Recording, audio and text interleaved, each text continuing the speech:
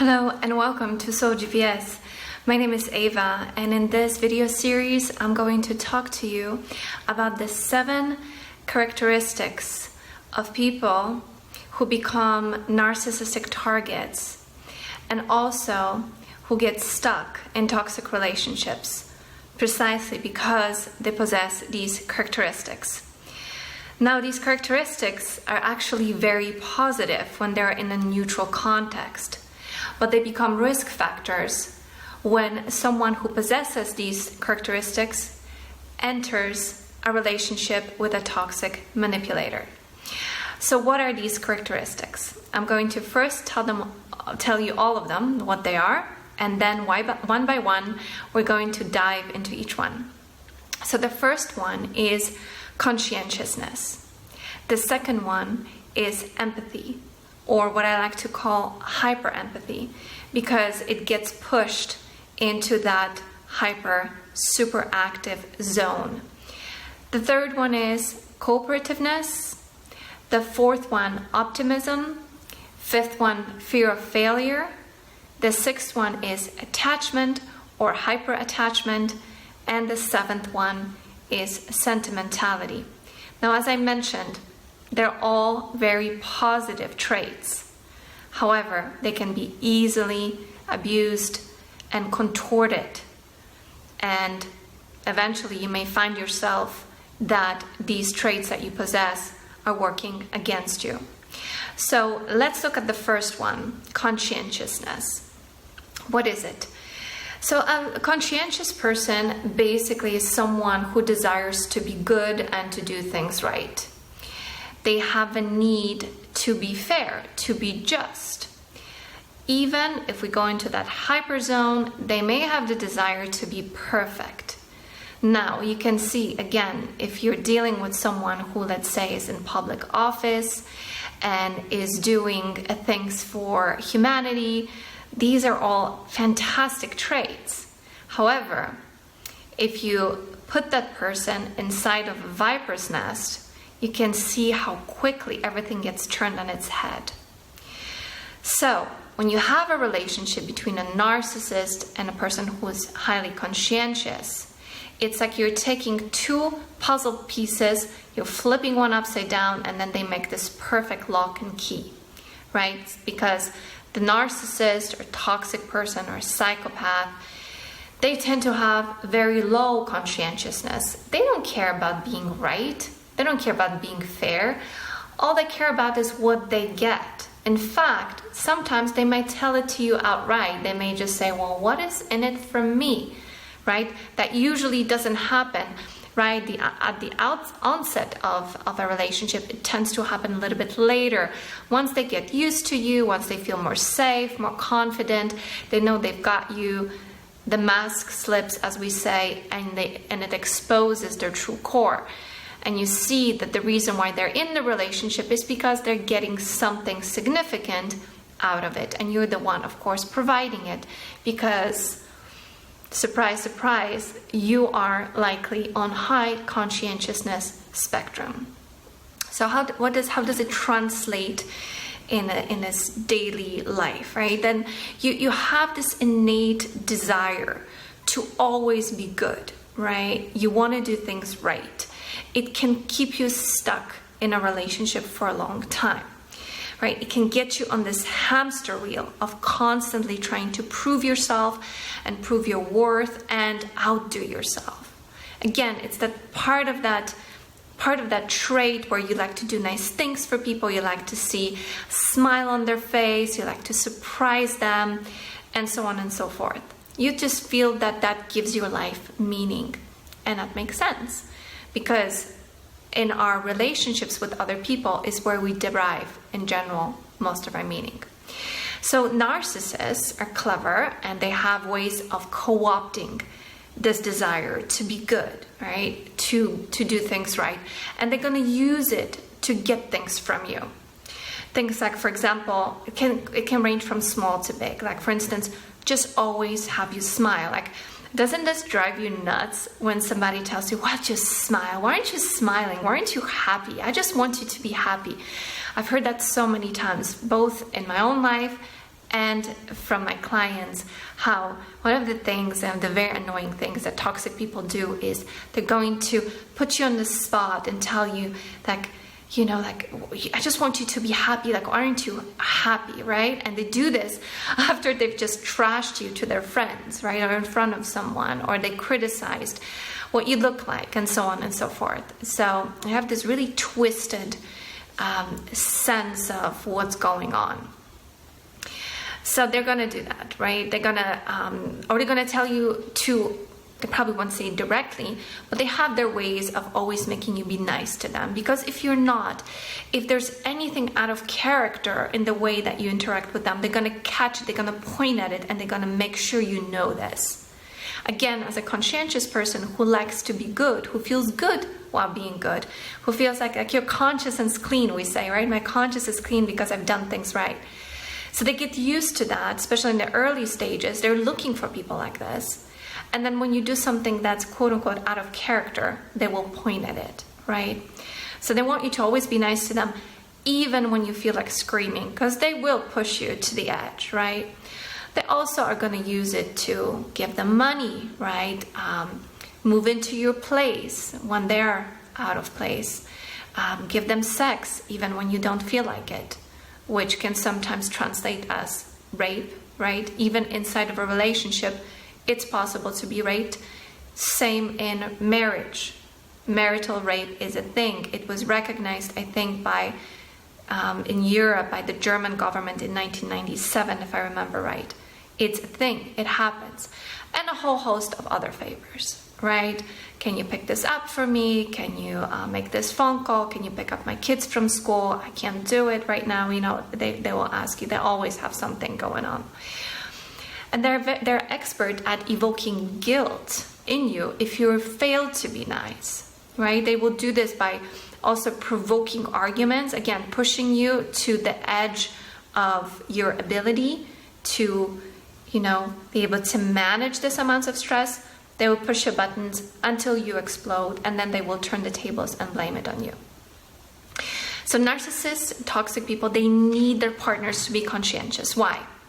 Because people who are conscientious tend to be very persistent in what they do. They don't give up easily. They finish what they start. So say you start a business with a narcissist. Well, you better be sure that you're going to be the one running it. You're going to be the one who makes sure that the bills are paid. You're going to be the one who makes the calls to the clients, right? You'll be running it. Another characteristic of someone who's conscientious, now we're going from big characteristics to, you know, components, is that you are responsible. Like, how many times have you heard this, right? Responsible people make great narcissistic targets. For instance, say they have kids, right? Well, you can be sure that before you know it, you're going to be the one raising them. You're going to be cooking for them. You're going to be doing homework with them, and so on. Because, again, you feel like, excuse me, it's the right thing to do. What else? Conscientious people tend to be very organized. They have a good idea of their space. Many, though not all, narcissists tend to be messy. There are those who can also be organized, but their organization tends to be kind of selfish and self-contained. So they will have an impeccable bedroom, right, or their desk, but everywhere else, when there are shared common areas, they don't really care. So you can be sure, if you're with a toxic person, that as someone who's conscientious, you're going to be picking up after them, you're going to be paying the bills, you're going to be doing the accounting, you're going to make sure that things are functioning well. What else? People who are conscientious tend to be honest. Be sure that that's going to be used against you, especially if you go as far as doing, for instance, relationship counseling, right? They're going to make you spill your guts. They will not say anything. They're going to keep their cool while you're divulging your frustration, and then again punish you for it. That's just one of many, many examples. And your honesty, especially in the beginning, is going to work later against you, because they're information collectors. They're going to find out what makes you tick, what makes you upset, and then use it to push your buttons or to bring you in, to reel you back in, right? Because it doesn't only work one way, right? That they hurt you, because when they hurt you, that's when they're pushing you away, they're driving you away, they're testing your boundaries. But then once you're far enough away and they need you back in, they're going to be nice again because they know what works. They know what you like. And they will use that to bring you back in so they can again, continue abusing you. What else? As a conscientious person, you probably deal well with ambiguity. You're intelligent, you can fill in the blanks. But see how this can hurt you, right? For instance, they will use insinuations, they will plant seeds, they will use spiritual speak. Things like, for instance, you are my soulmate, right? You hear that word and then you attach so much meaning to it. They're not going to be like, okay, let's break this down. Like, what does it mean to be, you're my soulmate? Okay, this means that. This and this and this and that, and you're gonna kind of like sign on the imaginary dotted line that yes, I agree, we're entering into a spiritual contract now. No, of course this doesn't happen. As close as we get to it, this is when we actually solidify a relationship with marriage, right? When there are witnesses, you're actually vowing to do things for yourself. Of course, to a narcissist, that doesn't really mean anything. But when you hear somebody drop this line, especially in the beginning, that they feel such deep connection with you, you must be like their soulmate. We've both been through the same thing, right? Stuff like that. Then you can be sure that this is going to, this is co-optive maneuver. This is a tactic to get you to assign a whole bunch of meaning to this statement and make you attach. We're going to get into attachment later in the series, but so you attach, and once you attach, once it's so strong, when they know they've got you, they'll usually push you to this. They will test you. They will do things like pack their bags and tell you, I'm moving out, I'm done, it's over, to bring you down to your knees and beg for them to stay. Of course, it's just one of the examples of how they can do this. Now, once they know that they've brought you to that level of desperation, they're gonna really start abusing you. So don't fall for this. Don't fall for the planting of seeds, right? This ambiguity where they plant the seed and you grow the tree. They do this a lot with future faking. Oh, one day it would be nice to do this. Oh, one day it would be nice. Oh, we're gonna do this.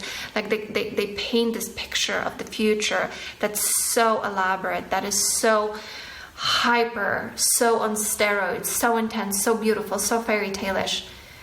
But when it comes to actually doing things, you can't get them out to go on a bike ride with you, let alone go on a trip around the world. So, always judge the situation from the standpoint of their actions that they're taking, not the standpoint of what they say. Because narcissists tend to be very lazy.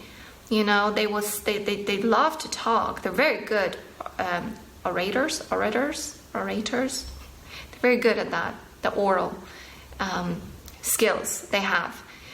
Although not all of them, I guess. You can turn on the news and listen to a very famous narcissist who doesn't really do well with his speech. But in general, they're very good at that. So you got to be very careful with this future faking, with this imagination. And, people who are empathic, who fall for these characters, tend to have very vivid imagination. I mean, this happened to me many times, where I've been told something, and I added a whole bunch of narrative, to what was said. I don't do this anymore, at least not as much as I used to, because it would get me in trouble. And they will also use insinuations and be ambiguous. When they want you to do something shady, again, they're testing your boundaries. They may want you to do something illegal, right? Even like buy them drugs, right? Or do something in sex. Right? Narcissists tend to be very hypersexual. Not all of them. There are also the cerebral narcissists who couldn't care less about it, but they basically masturbate. They watch a lot of porn, which has nothing to do with having an intimate relationship with someone. It is very it's all about pleasing the self, nothing else. But they may insinuate things like wanting a threesome, but they will not say that out loud. But when you catch on to it and then you say it, right, they may say, oh, it was your idea, not mine. Look at you, you prude. Don't be such a prude. I know you want it. right? That's another thing I've seen a lot, is they will plant these ideas in your mind. Even though the idea is repulsive to you, over time it will grow on you because they will keep talking about it, and you will be sensing a threat that if you don't do it, they're going to leave you.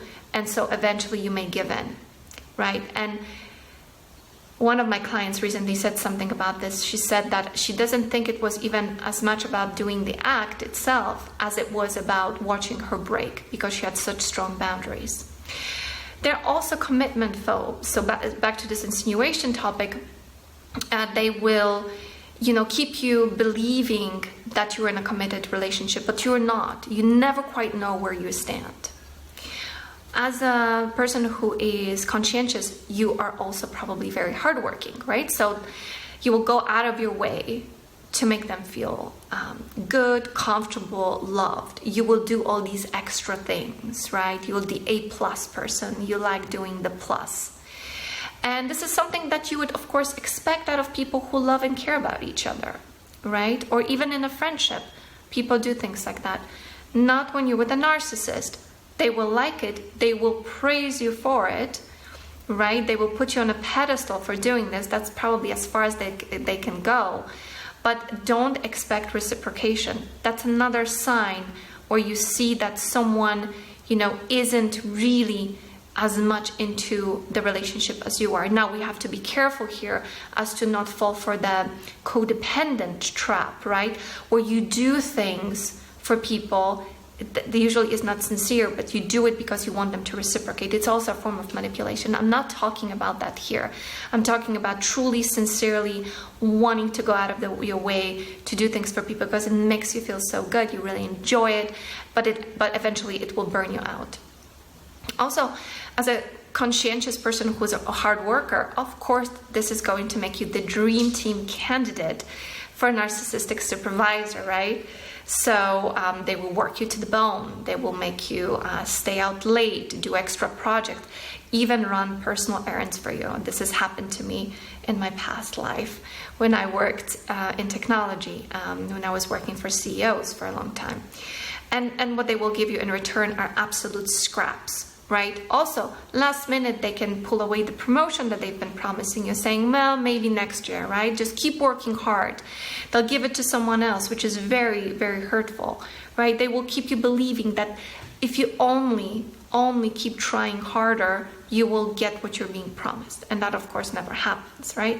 Same thing in a relationship dynamic and in a family between, say, parent and a child. A parent can be promising the child something that they know that the child really wants, but never really fulfilling that promise. And this can also work in reverse, that the child can very much learn to manipulate the parent, and for the same reasons, right? And keep up the abuse. There are those dynamics in place, absolutely. Children can manipulate parents. Where do you think narcissists begin, right? They begin in childhood. They start early and they get very good at it. They get more and more invisible and deliberate in the way they do things. So the bottom line of this video is that narcissists seek out people who are high on conscientiousness spectrum. It's not like there's some test, like you have a number on your forehead or anything like that. But as a person who's highly conscientious, you act in a certain way that can be fairly easy to spot. And they will first elevate that. They will love that. They will tell you, oh my God, you're so good. You're so wonderful. You're so nice. I love it. You're amazing. I want to marry you, right? But then they're going to start criticizing you before you know it. Like, it's going to be first maybe like a backhanded criticism, like, say you give some money to, a homeless person and they will criticize you for it. They'll say, on one hand, yeah, it's very nice of you, but at the same time, if you give it to everybody, soon you're going to be broke. You should give it to me, basically, right? And the criticisms will start to mount. And as that happens, this is going to fan the flames of your self-doubt, because as someone who's conscientious, by default, you also have this seed of self-doubt. You wonder about, have I done my best? Have I done the right thing, right? This will keep you, again, stuck in a toxic relationship, because a toxic person is like a black hole. You can never do enough. Every time you give them, like I say, a finger, they want the whole arm. I think that's where this saying originated. Must have. So, and plus, once your self-confidence has been sufficiently lowered, you feel like you're worthless, it's very hard to leave a relationship because you're attached to and dependent on the validation of the person you're the closest to.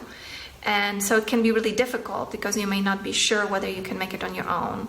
You can also be afraid of loneliness, right? Which is a whole other topic. But here's the thing. You already are lonely. Not just that you are lonely because there was never a sincere connection with this person. And I know how much this hurts to come to realize this. But also, you are alone with someone who is purposely inflicting pain on you. Now, that's quite horrific, isn't it?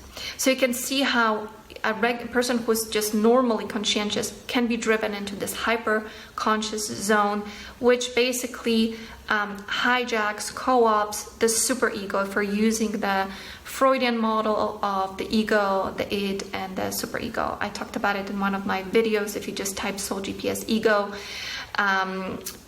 it will come up. But basically I say in it a lot about how people who are prone to high empathy, hyper empathy, hyper conscientiousness actually need a stronger ego, not less ego. It's something we hear a lot in New Age spiritual speak, that we need to give up your ego because it's somehow bad. It's not true. A person who's mature, an adult, needs a strong, solid ego, so you have a boundary, so you know where you begin and other people end, and vice versa. You need to know that, otherwise you don't know who you are, you don't know where you stand, and you become prime target for abusers. Now, and I go into this much deeper in the video, where ego gets in the way is, for instance, if we want to just be present, right, and just have this experience of dissolving your boundaries and feeling you're one with the universe, feeling like you just sort of melt with your environment.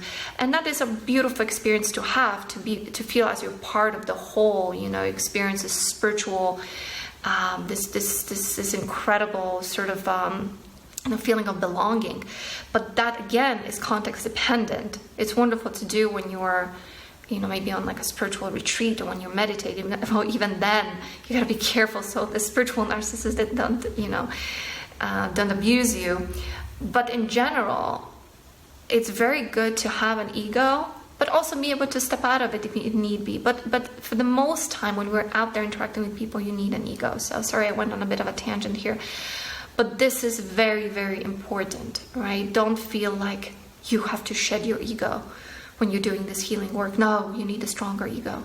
So at least that's what I think. Some people may disagree. Other coaches may disagree with me. I think you need an ego. Okay. But the reason why I wanted to kind of go there is because on a deeper level, what happens is like you can take this triangle, right, that Freud devised and came up with, this ego, the id, ego, superego, and you can translate it into it being the child, this instinct of, the self sort of, this person who's very much, like a tantrum prone, that wants what they want when they want it. Doesn't that remind you of a narcissist? They also don't have a well-developed ego. They're kind of stuck in that id zone.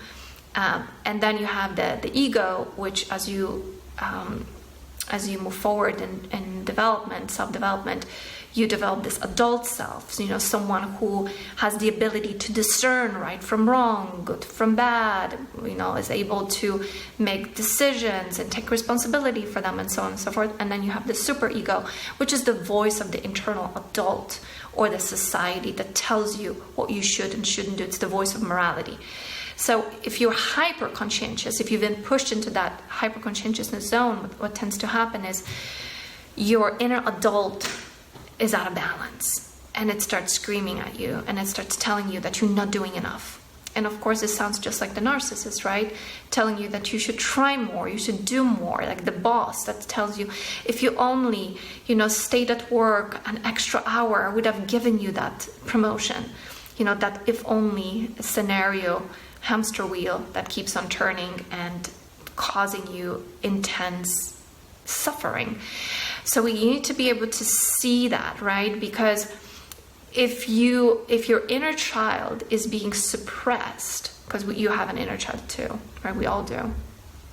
Is being suppressed, right? By being controlled by this inner adult, this hyper conscientiousness, then, which is sort of the antithesis to the narcissist's emotional immaturity, because they're kind of opposite on the spectrum. We tend to fall for this big adult with a big mouth and a big whip scenario, while they are the opposite. They're this child with a tantrum, right? This may also lead to repressed rage in you, because eventually you're going to get pissed inside, right? So how many times did you have to swallow your anger when dealing with a narcissist because you felt like it wasn't right for you to say these words? And it just represses and represses, and you just keep swallowing it and pushing it down. And this can actually lead to psychosomatic symptoms, right? Headaches, muscle tension, chronic pain, even chronic fatigue, right? It's this inner child revolting and telling the world, basically, leave me alone. I can't deal with this anymore. This is too much. So that's why when you leave a toxic relationship, it can take a while to get back to normal. It's actually a lot of work. It's quite exhausting. That's why I made this. There's so much material that goes into this, and I made Unchained, this program on ending a trauma bond with a narcissist, where I put as much of this information into it. I basically put in there everything that has helped me to free myself from my own legacy of being trauma bonded for probably the majority of my life, if I look back at it. And it brings with it a host of challenges, including psychosomatic issues. So that's something I wanted to bring up here, because it could be something that you identify with, something that's been bothering you as well. So finally, just to wrap things up here, being hyper conscientious, which is where narcissists will push you, makes you ask questions like, did I do everything that I could to save this relationship? Yeah, that keeps you stuck. Because it's like, where does this credit of goodness end? And this is why many people come back and they give the narcissist second, third, fourth chances, 10th chances. On average, it's about 8, supposedly. Because it's not always about wanting to get another fix of the drug, although that too plays a role, but also in front of yourself, feeling like, I'm not ready because I feel like I did something absolutely terrible and I couldn't live with myself if I didn't give it another chance. So see where you're at in that process, right? And then you go through these what if scenarios, but it's never good enough. You see, like, what if I did this better? What if I didn't say that? What if I did? The thing is that narcissists will never stop asking for more. It's the nature of the disorder. If you know that you were with somebody who is on the spectrum, then you can be 100% sure that there's nothing that you could have done more. There's some people who ask me, maybe I did too much, right? Sort of flipping the script on its head. And that too can be, something that just makes you unable to sleep at night. So the thing is that they are so insecure that they keep having to prove to themselves through you, through proxy, that they're in control. They need you to subjugate to themselves, to tell them that they have the power, which only translates as escalated abuse all the time, getting worse and worse. And because they know that you want to be good, they will ask you this question. Questions like, why are you so judgmental? I thought you were different, special, back to that spiritual speak, right? Like, I thought you were my soulmate. And how could you judge me like this? You knew that I didn't have a lot of money. You knew that I was insecure about my weight. You knew that I was abused as a child. How can you judge me so? So you see, they're co-opting that. They're hijacking that high conscientiousness. And eventually, all that will, of course, lead you to asking the ultimate question, which is, am I the narcissist? Right? Was it me? So here's the truth. If you're able to reflect on yourself, if you're able to look in the mirror and ask yourself the question, am I doing everything I can to be a good person. If you feel like you're the guilty party, you're absolutely not the narcissist. And here's the thing, conscientiousness is a good thing, but only if it's in the right context. If your goodness is being used against you, it is not so much that you should stop being good, because being good and being conscientious, it's what's going to help you get out of this state that you're in, state that the narcissist put you in. But maybe the question is, maybe this person is not right for me. Maybe there's something wrong here.